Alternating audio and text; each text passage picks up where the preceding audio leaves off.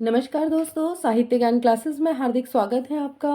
आज का सत्र है जो इस सत्र में हम अध्ययन करेंगे राजस्थान लोक सेवा आयोग कॉलेज व्याख्याता असिस्टेंट प्रोफेसर परीक्षा का जो प्रश्न पत्र है सन 2020 वाला। इस प्रश्न पत्र का सिर्फ सेकंड का अध्ययन और ये हिंदी विषय का प्रश्न पत्र है। सभी प्रश्नों का व्याख्या सहित अध्ययन। परीक्षा तिथि है 28/9/2021 में ये परीक्षा संपन्न हुई थी और शिफ्ट सेकंड का ये पेपर है। शिफ्ट वन का पेपर का व्याख्या सहित हम अध्ययन कर चुके हैं। शिफ्ट सेकंड का जो पेपर है उसका हम अध्ययन आज के सत्र में करेंगे और इसमें 50 प्रश्न हैं। इन सभी 50 प्रश्नों का हम अध्ययन व्याख्या सहित। प्रश्न 1, सूर सागर किसी चली आती हुई गीत काव्य परंपरा का भले ही वह मौखिक हो विकास प्रतीत होता है। उक्त स्थापना किसकी है? ये कथन किसका है? और सही उत्तर है ए आचार्य रामचंद्र शुक्ल का यह कथन है।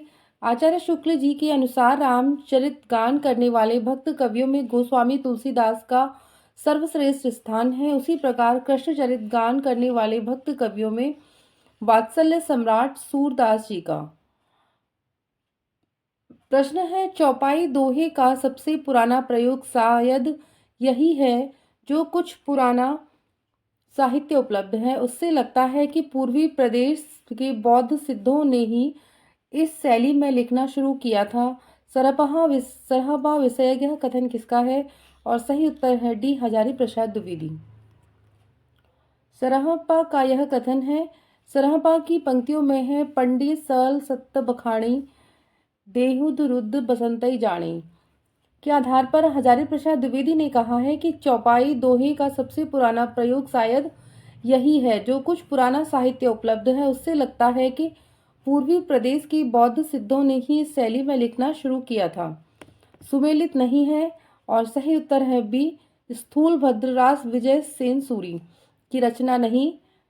स्थूल भद्ररास जिनधर्म सूरी द्वारा रचित है जिसका रचना काल 1209 ईस्वी है। विजय सेन सूरी ने 1231 ईस्वी में रेवतंगिरी रास की रचना की थी। आसोगु कवि की रचना है चंदन बाला रास और समय है 1200 ईस्वी। जिनधर्म सूरी की है स्थूल भद्ररास 1209। विजय सेन सूरी रेवतंगिरी रास 1231 ईस्वी। दामोदर पंडित की है उक्त व्यक्ति प्रकरण 12वीं सदी का पूर्वार्ध।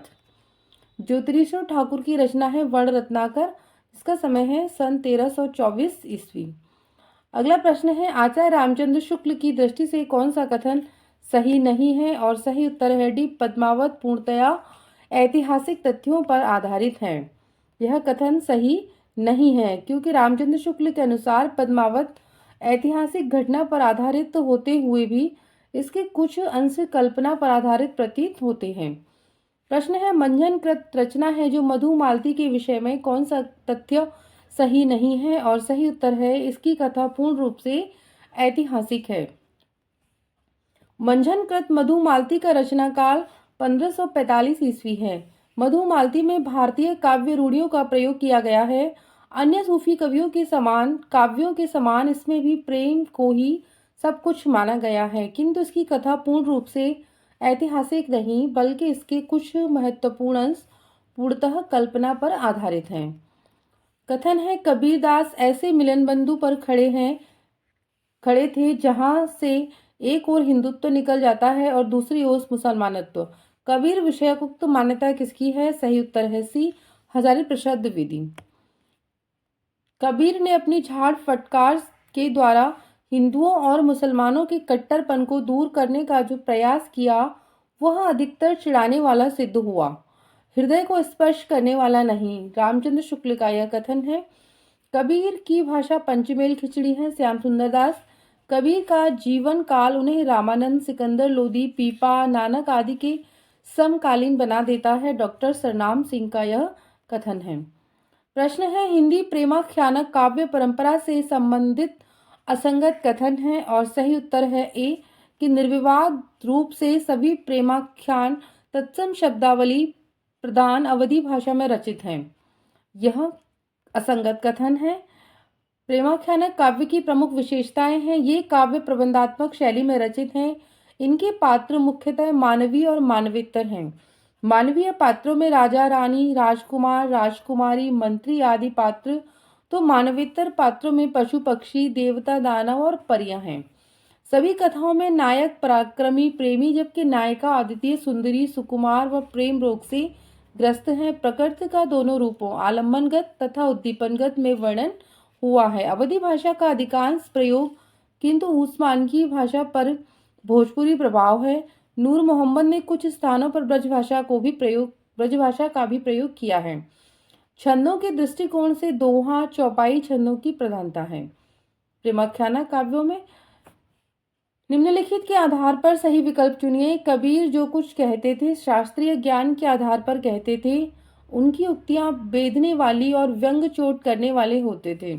और सही उत्तर है बी, अ गलत है तथा ब सही है। कबीर की उक्तियां बेधने वाली और व्यंग चोट करने वाले होते थे, यह कथन सत्य है क्योंकि कथन तर्कसंगत नहीं है। वे जो कुछ कहते थे शास्त्रीय ज्ञान के आधार पर कहते थे। उनका खुद कहना था कि मसी कागज छुयो नहीं, कलम गयो नहीं हाथ। इस आधार पर उनका साक्षर न होना प्रमाणित होता है। अर्थात उनके वचन एवं उपदेशों का आधार सूफी संतों का सत्संग एवं प्रत्यक्ष लोक व्यवहार के अधिक निकट स्थापित प्रतीत होता है। अगला प्रश्न है, कौन सा कथन असंगत है? और सही उत्तर है सी, जम्बूनाथ ने अपने आदर्शों के प्रचारार्थ ब्रह्म संप्रदाय की स्थापना की। यह कथन असंगत है। ब्रह्म संप्रदाय की स्थापना का श्रेय मध्वाचार्य को है, जबकि जम्बूनाथ ने विष्णुई संप्रदाय की स्थापना की थी। जम्बूनाथ का विष्णुई संप्रदाय नाथ पंथ से प्रभावित है। नागरीदास का मूल नाम सामंत सिंह है, जो कृष्णगढ़ के राजा थे। इनका जन्म संवत 1756 ईस्वी में हुआ। इनकी 73 रचनाओं का संग्रह नागर समुच्चय के नाम से ज्ञान सागर यंत्रालय में प्रकाशित हुआ। भक्तराज पीपा जी का जन्म विक्रम संवत 1380 में राजस्थान में कोटा से 45 मील पूर्व दिशा में गागरोनगढ़ में हुआ, जहां की राजा के रूप में संवत 1400 में इनका राज्याभिषेक हुआ। इन्होंने संवत 1414 में संत रामानंद से दीक्षा प्राप्त की। सहजोबाई का जन्म 1725 ईस्वी को हुआ था। ये चरणदास की शिष्या थी। इनका एकमात्र ग्रंथ सहज प्रकाश है। इन्होंने ब्रह्मत्व और निर्गुण सगुण निरपेक्ष अनिर्वचनीय स्थिति का अनुभूतिपूर्ण वर्णन किया है, अर्थात निर्गुण एवं सगुण भक्ति का सम्मिश्रण। अगला प्रश्न है, पुष्टि मार्ग को जहां जात है सो जाको कछु लेनो होए सो लेव। सूरदास की मृत्यु को सन्निकट जानकर ये शोकार्त वचन किसके हैं? और सही उत्तर है बी, विठलनाथ। सूरदास की मृत्यु के सन्निकट जानकर ये शोकार्त वचन विठलनाथ के हैं। कुम्भनदास अष्टछाप भक्त कवियों में सबसे ज्येष्ठ तथा नंददास अष्टछाप कवियों में सबसे कनिष्ठ थे। गोस्वामी विठलनाथ पुष्टि मार्ग के संस्थापक श्री वल्लभाचार्य जी के पुत्र थे। इन्होंने कुम्भनदास, सूरदास, परमानंददास, कृष्णदास चारों वल्लभाचार्य जी के शिष्य हैं तथा गोविंद स्वामी, छीत स्वामी, चतुर्भुजदास, नंददास चारों विठलनाथ के शिष्य हैं। इन 8 शिष्यों को मिलाकर अष्टछाप की स्थापना की और भक्त कवियों की मंडली की स्थापना की, जो श्रीनाथ जी के मंदिर में भजन कीर्तन किया करते थे। अगला प्रश्न है, उन्होंने रचना नैपुण्य का भद्दा प्रदर्शन कहीं नहीं किया और न शब्द चमत्कार आदि के खेलवाड़ों में वे फंसे हैं। उनकी सी भाषा की सफाई और किसी कवि में नहीं। शुक्ल जी का यह कथन किस कवि के विषय में है? और सही उत्तर है ए, तुलसीदास। शुक्ल जी का उपयुक्त कथन भक्त कवि तुलसीदास जी के विषय में है। जायसी बड़े भावुक भगवत भक्त थे और अपने समय में बड़े ही सिद्ध और पहुंचे हुए फकीर माने जाते थे। आचार्य शुक्ल जायसी के संबंध में कहते हैं, प्रेम मार्ग का ऐसा प्रवीण और धीरज पथिक तथा जवादानी का ऐसा दावा रखने वाला ब्रजभाषा का दूसरा कवि नहीं हुआ। घनानंद के विषय में आचार्य शुक्ल के यह कथन है। अगला प्रश्न है, व्यक्ति विवेक एक नहीं मोरे, सत्य कहूं लिख कागज कोरे। यह विनयोक्ति किस कवि की है? सही उत्तर है डी, तुलसीदास। प्रस्तुत विनयोक्त गोस्वामी तुलसीदास की प्रमुख रचना रामचरितमानस के बाल कांड से अवतरित है। कबीरदास की रचना है बीजक और कबीरदास जी का समय है वो 1398 से 1518 ईस्वी। सूरदास की रचना है सूरसागर, इनका समय है 1478 से 1583। रहीम की रचना है प्रसिद्ध रचना मदनाष्टक और रहीम दास का समय है 1553 से 1626 ईस्वी। अगला प्रश्न है भाषा भूषण के रचनाकार और सही उत्तर है सी जसवंत सिंह। भाषा भूषण के रचनाकार जसवंत सिंह हैं। जसवंत सिंह का जन्म 1626 ईस्वी में मारवाड़ तथा निधन 1688 ईस्वी में हुआ। इनके रचित ग्रंथों में भाषा भूषण, प्रबोध चंद्रोदय, सिद्धांत सार आदि हैं प्रसिद्ध हैं।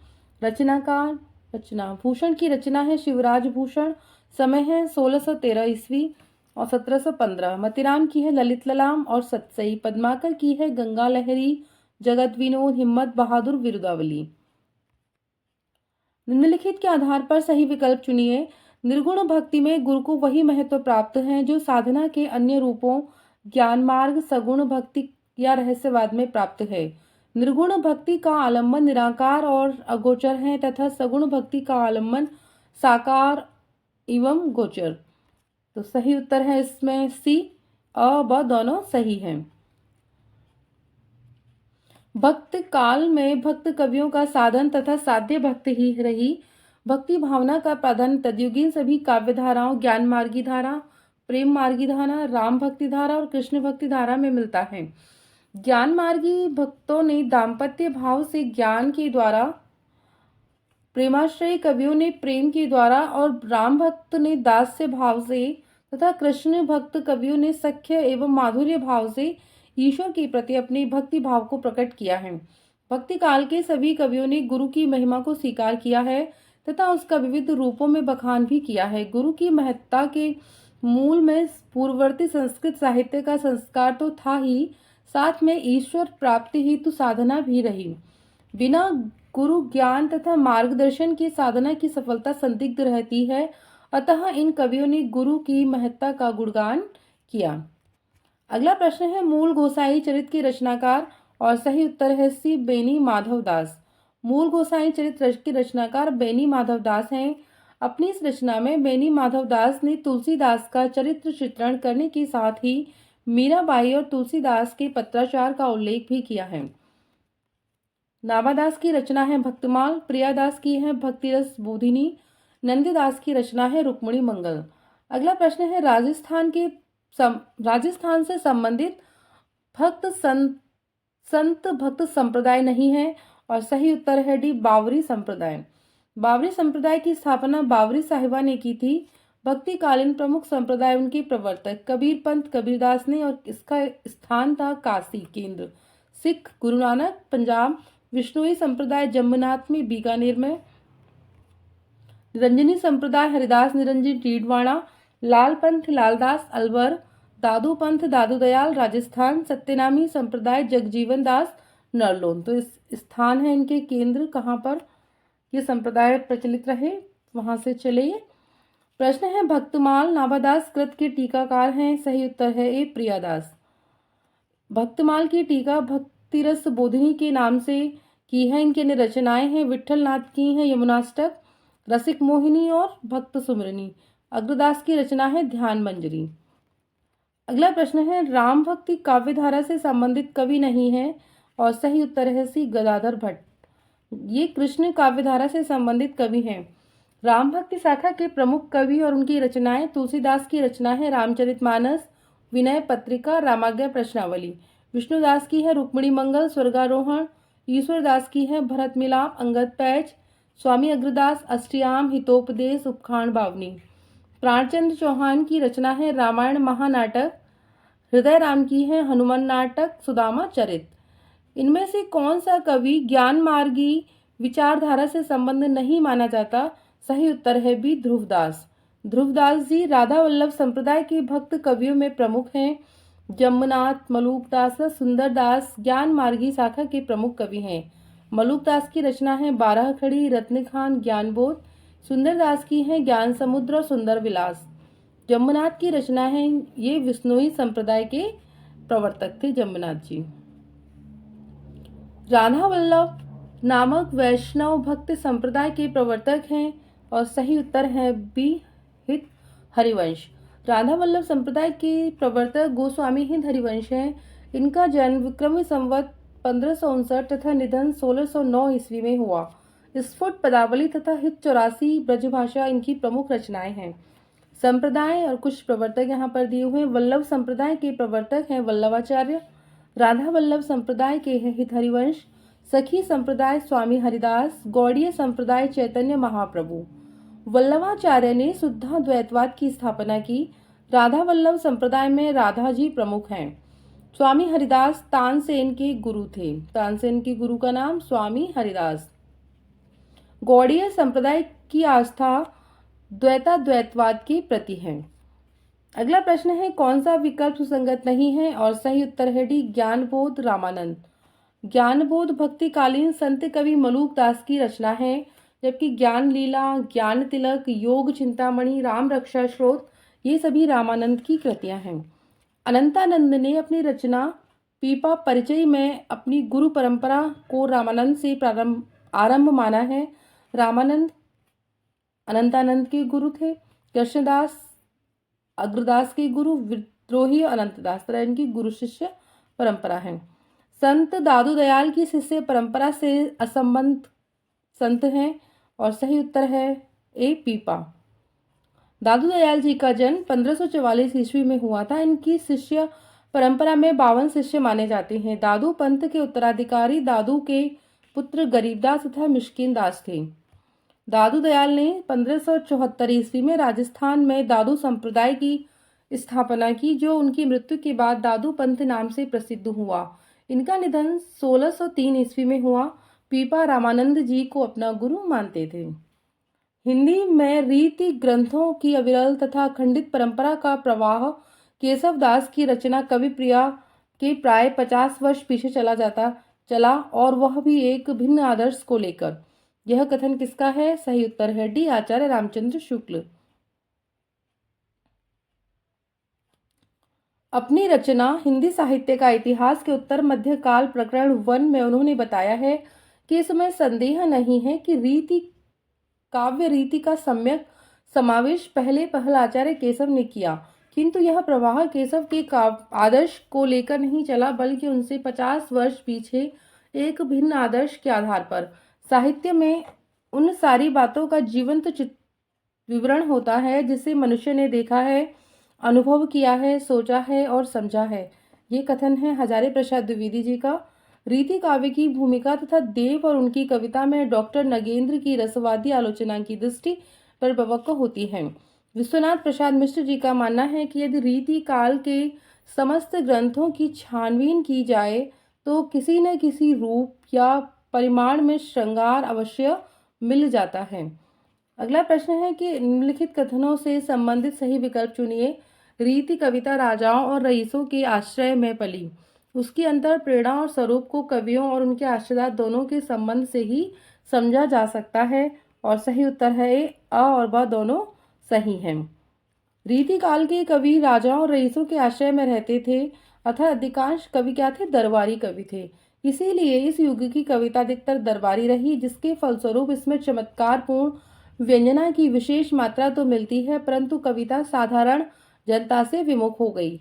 रीतिकालीन कविता की प्रमुख विशेषताएं श्रृंगार निरूपण, लक्षण ग्रंथों की प्रधानता, अलंकारिकता, आश्रयदाताओं की प्रशंसा, ब्रजभाषा की प्रशंसा प्रधानता, नारी के प्रति भोगवादी दृष्टिकोण।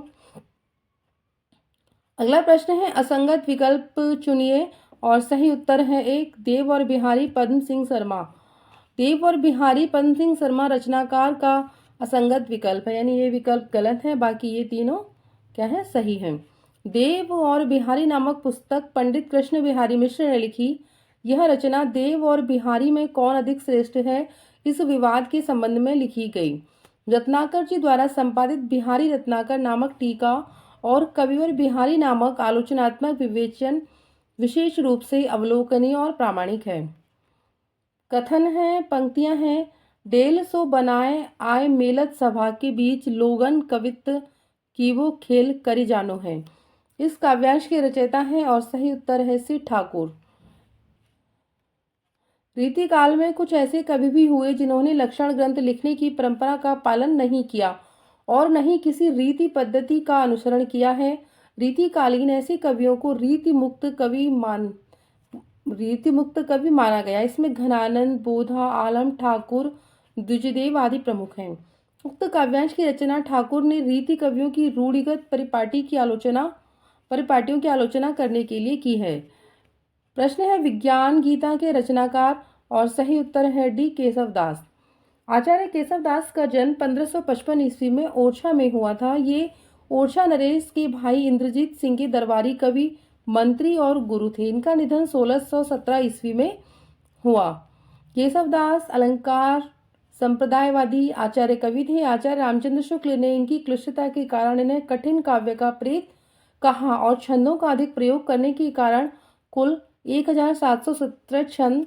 डॉक्टर रामस्वरूप चतुर्वेदी ने इनकी रचना रामचंद्रिका को छंदों का अजायब घर कहा है।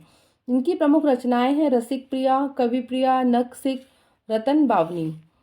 प्रश्न है निम्नलिखित में से कौन सा ग्रंथ मात्र अलंकार निरूपण नहीं है, और सही उत्तर है सी कवि कुल कल्पतरु। चिंतामणि कृत कवि कुल कल्पतरु मात्र अलंकार निरूपण ग्रंथ नहीं है। इसमें 1133 पद्य हैं जो 8 प्रकरणों में विभाजित हैं। इस ग्रंथ का समय संवत 1707 माना जाता है। प्रथम प्रकरण काव्यभेद काव्य लक्षण से संबंधित है। द्वितीय एवं तृतीय प्रकरण शब्द अर्थ सहित अलंकार निरूपण। चतुर्थ प्रकरण काव्य दोष विवेचन से संबंधित। पंचम प्रकरण के 3 भाग हैं जिसमें शब्दार्थ निरूपण, ध्वनि भेदापभेद विवेचन है। रीतिकालीन कवि दूल्ह की रचना है कविकुल कंठाभरण।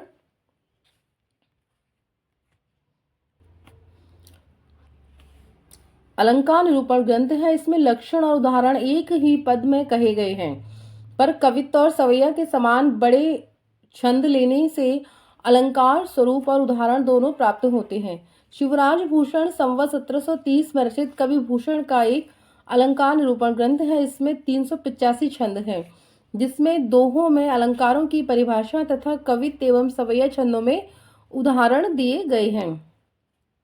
रीतिकालीन कवि मतिराम द्वारा रचित ललित ललाम अलंकार निरूपक ग्रंथ है, जिसका समय निश्चित नहीं है। इसीलिए संवत 1716 से 1745 के बीच इस ग्रंथ का रचनाकाल माना जाता है। इस ग्रंथ में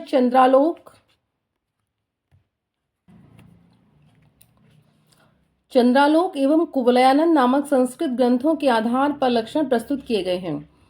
प्रश्न है कौन सी रचना मात्र पिंगल छंद निरूपक है। सही उत्तर है वी वृत्त विचार। वृत्त विचार नाम से 2 रीतिकालीन कवियों के छंद निरूपक ग्रंथ प्रकाश में आए।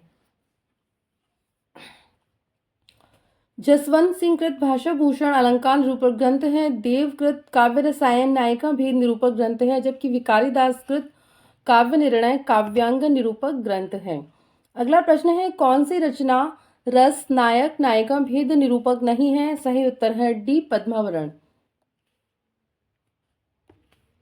पद्माभरण रस नायक नायिका भेद निरूपक ग्रंथ नहीं है। पद्माभरण का समय है 1810। रीतिकालीन कवि पद्माकर, जिनका समय है 1753 से 1833 ईस्वी का अलंकार निरूपक ग्रंथ है।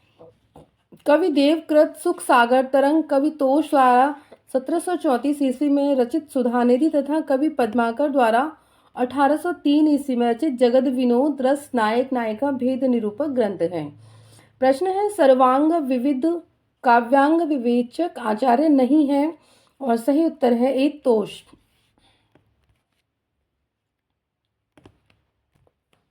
तोष जो है सर्वांग विविध काव्यांग विवेचक आचार्य नहीं है। रीतिकालीन कवि तोष ने सन 1734 ईस्वी में सुधानिधि नामक ग्रंथ की रचना की, जो रस निरूपक ग्रंथ है। कवि तोष श्रृंगवेरपुर यानी प्रयागराज के रहने वाले तथा चतुर्भुज शुक्ल के पुत्र थे। इन्हें रीतिकालीन रस निरूपक कवि माना जाता है। सोमनाथ, भिकारीदास एवं प्रताप सिंह सर्वांग विवेचक आचार्य की श्रेणी में आते हैं। सोमनाथ की रचना है रस पीयूष निधि, ये सर्वांग निरूपक ग्रंथ है। भिकारीदास की है काव्य निर्णय। प्रताप शाही की रचना है काव्य विलास, और सूरती मिश्र जी की रचना है काव्य सिद्धांत, और ये सभी रचनाएं सर्वांग निरूपक ग्रंथ हैं। अगला प्रश्न है रीति काल के विषय में कौन सा कथन सही नहीं है, और सही उत्तर है सी इस काल के रीति ग्रंथ यानी लक्षण ग्रंथ संस्कृत लक्षण ग्रंथों की छाया से पूर्णतया मुक्त हैं। रीतिकाल के संबंध में उक्त कथन सही नहीं है। रीतिकाल का जो समय है सन 1700 से 1900 ईस्वी हिंदी साहित्य का उत्तर मध्यकाल कहलाता है। रीति काव्य समृद्धि और विलासिता का काल है। वैराग्यपूर्ण साधना का इस युग में आदर नहीं था, इस कारण यह भक्ति युग से भिन्न है। सजीव श्रृंगार की एक अदम्य लिप्सा इस युग के साहित्य में प्रतिबिंबित होती है। रीति काव्य के विकास के तत्कालीन राजनीतिक तथा सामाजिक परिस्थितियों का महत्वपूर्ण योगदान रहा। यह एक महत्वपूर्ण तथ्य है कि हिंदी के रीति शास्त्र का आधार पूर्ण रूप से संस्कृत काव्य शास्त्र है, परंतु इसका यह तात्पर्य भी नहीं है कि रीति काल के प्रत्येक लेखक ने संस्कृत लक्षण ग्रंथों का पूरा अध्ययन किया था, और यह भी नहीं कहा जा सकता कि रीति ग्रंथ संस्कृत लक्षण ग्रंथों की छाया से पूर्णतया मुक्त हैं। प्रश्न है, कथन है, आचार्य लोग तो कविता करने की रीति सिखलाते हैं, मानो वह संसार से यह कहते हैं कि अमुकामुक विषयों के वर्णनों से अमुक प्रकार के कथन उपयोगी हैं और अमुक प्रकार के अनुपयोगी। उक्त कथन किसका है? सही उत्तर है बी, मिश्र बंधु। उपयुक्त कथन मिश्र बंधुओं ने रीति काल का नामकरण करने के लिए अपनी कृति मिश्र बंधु विनोद में स्पष्ट किया है।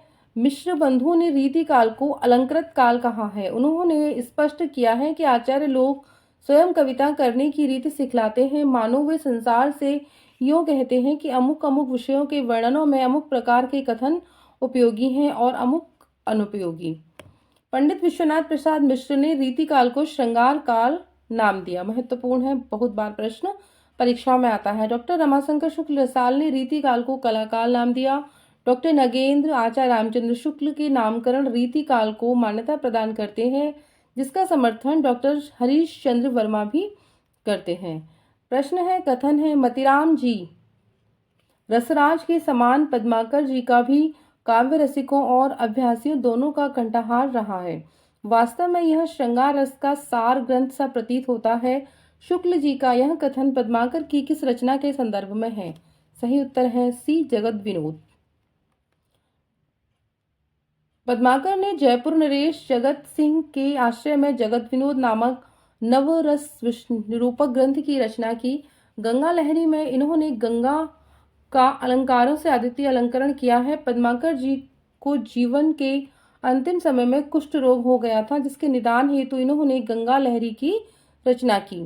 पद्माकर जी का अलंकार ग्रंथ पद्माभरण लक्षणों की स्पष्टता और उदाहरणों की सरसता के कारण अधिक प्रसिद्ध हुआ है। प्रश्न है, भक्तिकालीन राम काव्य धारा के विषय में असंगत कथन है। सही उत्तर है डी, यह कृष्ण काव्य के प्रभाव से पूर्णतः मुक्त है। यह कथन क्या है? असंगत है। राम काव्य कृष्ण काव्य के प्रभाव से मुक्त नहीं है। राम काव्य में काव्य की प्राय सभी शैलियां दृष्टिगोचर होती हैं। तुलसीदास ने राम काव्य के सृजन में विद्यापति और सूरदास की गीत पद्धति का सफलतापूर्वक प्रयोग किया है। राम काव्य की प्रमुख विशेषताएं हैं लोक मंगल की भावना। तुलसी प्रमुख कवि हैं राम काव्य के। अवधी और ब्रज दोनों भाषाओं का प्रयोग हुआ है। बहुलता है, समन्वय की भावना और प्रबंध रचना की प्रवृत्ति। प्रश्न है, केशव दास के कृतित्व विषय कौन सा कथन सही नहीं है? और सही उत्तर है ए, रामचंद्रिका में कथा के क्रमबद्ध रूप और अवसर के अनुकूल विस्तार संकोच का विशेष ध्यान रखा गया है। यह कथन क्या है? सही नहीं है। केशव दास द्वारा रचित महाकाव्य रामचंद्रिका का रचनाकाल 1601 ईस्वी है। इसमें कुल 1717 छंदों यानी 1717 छंदों के द्वारा भगवान राम की कथा का वर्णन है, किंतु यह भक्ति प्रधान न होकर काव्य ग्रंथ ही है। इसकी पूर्वार्ध की कथा वाल्मीकि रामायण से साम्य रखती है, किंतु उत्तरार्ध में कवि ने की निजी भावना है। केशव अलंकार संप्रदायवादी आचार्य कवि थे, इसीलिए इनकी सबसे अधिक कल्पना अलंकार संबंधी है। अगला प्रश्न है, किस विकल्प में सभी रचनाएं भिखारी दास की हैं? और सही उत्तर है डी, काव्य निर्णय, रस सारांश, छंदो, वर्ण, पिंगल।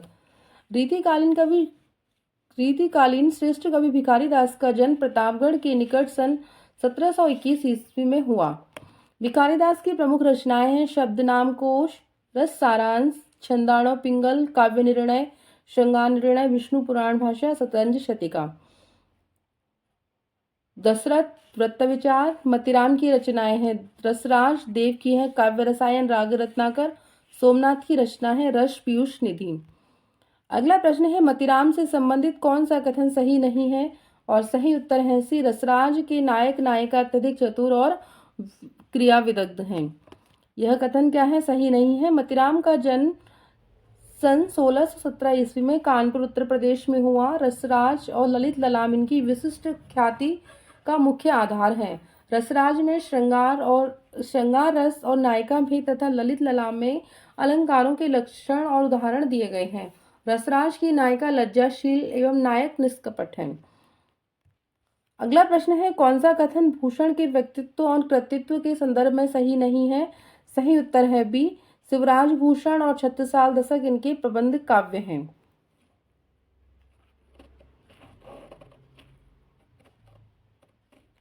शिवराज भूषण और छत्रसाल दशक इनके प्रबंध काव्य हैं।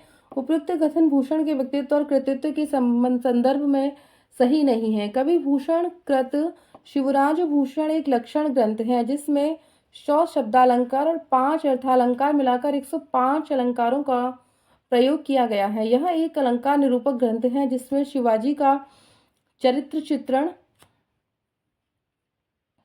तत्कालीन इतिहास एवं शिवाजी से संबंध प्रसंगों को प्रामाणिक वर्णन हुआ है। प्रसंगों का छत्रसाल दशक महाकवि भूषण द्वारा चित्र प्रशस्ति परक काव्य है जिसमें 10 कवित्वों में बुंदेला वीर छत्रसाल के शौर्य का वर्णन किया गया है। देवकृत सुख सागर तरंग को नायिका भेद का एक विश्व को समझना चाहिए। उक्त कथन किस विद्वान का है, और सही उत्तर है ए, डॉक्टर नगेंद्र। देवकृत सुख सागर तरंग को नायिका भेद का एक विश्व को समझना चाहिए, यह कथन डॉक्टर नगेंद्र का है।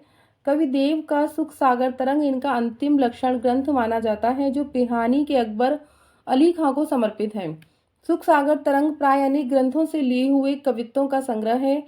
सुख सागर तरंग का संपादन 1897 ईस्वी में मिश्र बंधुओं के पिता बाल दत्त मिश्र ने किया।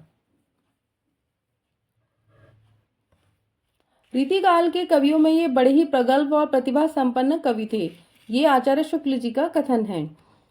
अगला प्रश्न है इसका एक एक दोहा हिंदी साहित्य में एक एक रत्न माना जाता है। शुक्ल जी का उक्त कथन किस रचना के संदर्भ में है, और सही उत्तर है डी, बिहारी सतसई। इसका एक एक दोहा हिंदी साहित्य में एक एक रत्न माना जाता है। आचार्य शुक्ल का यह कथन कवि बिहारी की रचना बिहारी सतसई के विषय में है। कविवर बिहारी का जन्म 1603 ईस्वी के लगभग ग्वालियर में हुआ। आचार्य रामचंद्र शुक्ल ने रसवादी मानते हैं तो डॉक्टर नगेंद्र ने ध्वनिवादी। ये भी विशेष है, इससे प्रश्न आता है।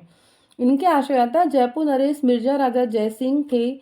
इन्होंने बिहारी सतसई की रचना 1662 ईस्वी में की जो 713 दोहों से मुक्तक रचना है, तो दोहों की, जिसमें ब्रजभाषा का प्रयोग किया गया है। इसके आधार ग्रंथ गाहा सप्तशती, आरा सप्तशती एवं अमरूक शतक माने जाते हैं। जॉर्ज ग्रियर्सन के अनुसार संपूर्ण यूरोप में बिहारी सतसई के समकक्ष कोई रचना प्राप्त नहीं होती। यह जॉर्ज ग्रियर्सन का कथन है। बिहारी सतसई के विषय में पद्म सिंह शर्मा कहते हैं कि बिहारी सतसई शक्कर की रोटी है। हजारी प्रसाद द्विवेदी बिहारी सतसई रसिकों के हृदय का हार है। तो कथन महत्वपूर्ण है, इनसे कई बार प्रश्न आते हैं। अगला प्रश्न है स्थापना। जिस कवि में कल्पना की समाहार शक्ति के साथ भाषा की समाज शक्ति जितनी ही अधिक होगी उतनी ही वह मुक्तक की रचना में सफल होगा। यह क्षमता बिहारी में पूर्ण रूप से वर्तमान थी, और सही उत्तर है बी, ए और आर दोनों सही हैं। आचार्य शुक्ल ने मुक्तक के लिए भाषा की समाज शक्ति और कल्पना की समाहार शक्ति को आवश्यक बताया है। उनके अनुसार मुक्तक कविता में जो गुण होना चाहिए वह बिहारी के दोहों में अपने चरम उत्कर्ष पर पहुंचा है, इनमें कोई संदेह नहीं है। इस आधार पर स्थापना ए, जिस कवि में कल्पना की समाहार शक्ति के साथ भाषा की समाज शक्ति जितनी ही अधिक होगी वह उतनी ही वो मुक्तक की रचना में सफल होगा। तर्क आर है, यह क्षमता बिहारी में पूर्ण रूप से वर्तमान सी। दोनों कथन क्या है, सही है। स्थापना है, जिसकी रचना को जनता का हृदय स्वीकार करेगा उस कवि की कीर्ति तब तक बराबर बनी रहेगी जब तक स्वीकृति बनी रहेगी। सरकार है क्या संस्कृत साहित्य में, क्या हिंदी साहित्य में सहस्त्रों कवियों ने अपने आश्रयदाता राजाओं की प्रशंसा में ग्रंथ रचे जिनका आज तक पता नहीं है। और सही उत्तर है इसमें ए गलत है, आर इसमें सही है। आचार्य रामचंद्र शुक्ल ने रीतिकालीन कवि भूषण के लिए कहा था कि जिसकी रचना जनता का हृदय स्वीकार करेगा उस कवि की कीर्ति तब तक बराबर बनी रहेगी जब तक स्वीकृति बनी रहेगी। तो आचार्य शुक्ल का यह कथन है। अगला प्रश्न है, प्रेम की पीर या इश्क का दर्द इनके एक एक वाक्य में भरा पाया जाता है। आचार्य रामचंद्र शुक्ल का उक्त कथन किसके संदर्भ में है? और सही उत्तर है डी आलम। प्रेम की पीर या इश्क का दर्द इनके एक एक वाक्य में भरा पाया जाता है। शुक्ल जी का यह कथन आलम के संदर्भ में है। रीतिकालीन कवि आलम प्रेमोन्मत्त कवि थे और अपनी तरंग के अनुसार रचना करते थे। श्रृंगार रस की ऐसी उन्मादमयी उक्तियां इनकी रचना में मिलती हैं जो कि पढ़ने और सुनने वाले लीन हो जाते हैं। आलम की प्रमुख रचना है माधवानल कामकंदला, प्रेमाख्यान काव्य है ये, सुदामाचरित, श्याम स्नेही और आलम केली। घनानंद की प्रमुख रचनाएं हैं सुजानसार, इश्कलता, विरह लीला, कोकसार, कृपाकंद और यमुना यश। ठाकुर की रचनाएं हैं ठाकुर शतक, ठाकुर ठशक। रसखान की है सुजान रसखान, प्रेम वाटिका और दान लीला। अगला प्रश्न है, नेही महाब्रजभाषा प्रवीण और सुंदरतानी के भेद को जाने।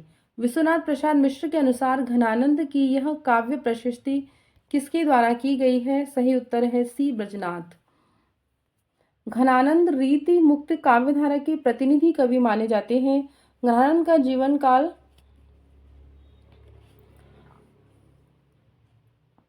1689 से 1739 के बीच स्वीकार किया जाता है।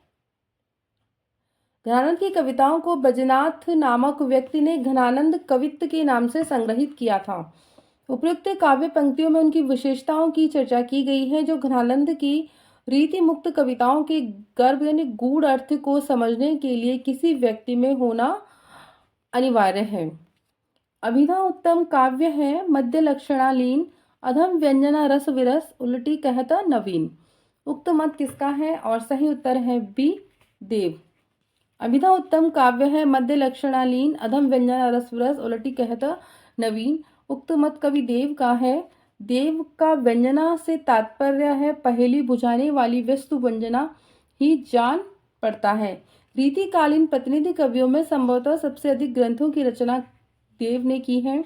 कवि देव की प्रमुख कृतियां हैं भावविलास, अष्टयाम, सुजान विनोद, राग रत्नाकर, प्रेम चंद्रिका, काव्य शब्द रसायन और सुख सागर तरंग।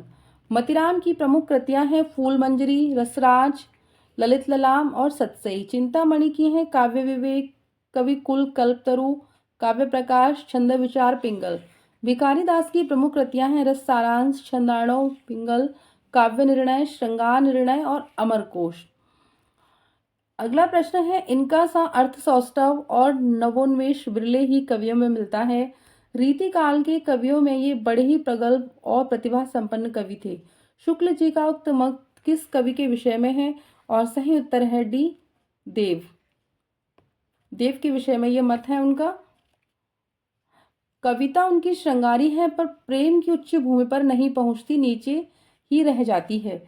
आचार्य शुक्ल बिहारी जी के विषय में कहते हैं, रीतिकाल के प्रतिनिधि कवियों में पद्माकर को छोड़ और किसी कवि में मतिराम की सी चलती भाषा और सरल व्यंजना नहीं मिलती। आचार्य शुक्ल मतिराम के संदर्भ में वे हिंदू जाति के प्रतिनिधि कवि हैं। आचार्य शुक्ल कवि भूषण के संदर्भ में।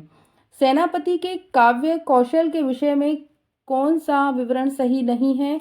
सही उत्तर है बी कवित्त रत्नाकर आदंत रामचरित्र और राम भक्ति भावना से ओतप्रोत है। सेनापति के विषय में सही नहीं है। रीतिकालीन कवि सेनापति की प्रसिद्ध कृति कवित्त रत्नाकर है। इसके पहले तरंग के छंद संख्या 5 में उनकी पारिवारिक पृष्ठभूमि का उल्लेख किया गया है। यह 5 तरंगों में विभाजित है। पहले तरंग में कुल 96 कवित्त हैं जिसमें श्लेष वर्णन है। दूसरे तरंग में 74 कवित्त हैं जिसमें श्रृंगार वर्णन है। तीसरे तरंग में कुल 62 छंद हैं जिसमें ऋतु वर्णन है। चौथे तरंग में 76। इसमें राम कथा का चित्रण कुछ चुने हुए ओज गुण की प्रधानता वाले प्रसंगों में है। पांचवें तरंग में कुल 86 छंद हैं जिसमें राम रसायन का वर्णन किया गया है। अगला प्रश्न है, आगे की कवि रीजई तो कविताई न तो राधिका कन्हाई सुमिरन को बहानो है। इस काव्यांश के रचनाकार हैं, सही उत्तर है ए भिखारी दास। आगे की कवि रीजही तो कविताई न तो राधिका कन्हाई सुमिरन को बहानो है। यह पंक्तियां हैं जो भिखारी दास की हैं। भिखारी दास का जन्म सन 1721 में प्रतापगढ़ उत्तर प्रदेश में हुआ। भिखारी दास की प्रमुख रचनाएं हैं रस सारांश, छंदाणो पिंगल, काव्य निर्णय, श्रृंगार निर्णय, अमरकोश, शतरंज शतक, सतिका आदि। उक्त काव्यांश में भिखारी दास जी ने कविता कर्म के संदर्भ में कहा है कि आगे की कवि रीझे तो कविता है, अन्यथा राधा कृष्ण के स्मरण का बहाना ही सही। तो आज के सत्र में इतना ही। आज हमने 50 प्रश्नों का अध्ययन किया। आगे के सत्र में जुड़े रहिए, हम इससे आगे अन्य प्रश्नों का अध्ययन करेंगे। अगर आपने मेरा चैनल को सब्सक्राइब नहीं किया है तो चैनल को सब्सक्राइब कीजिए, वीडियो को लाइक कीजिए, शेयर कीजिए और कमेंट्स कीजिए। आगे के सत्रों में जुड़े रहिए। धन्यवाद।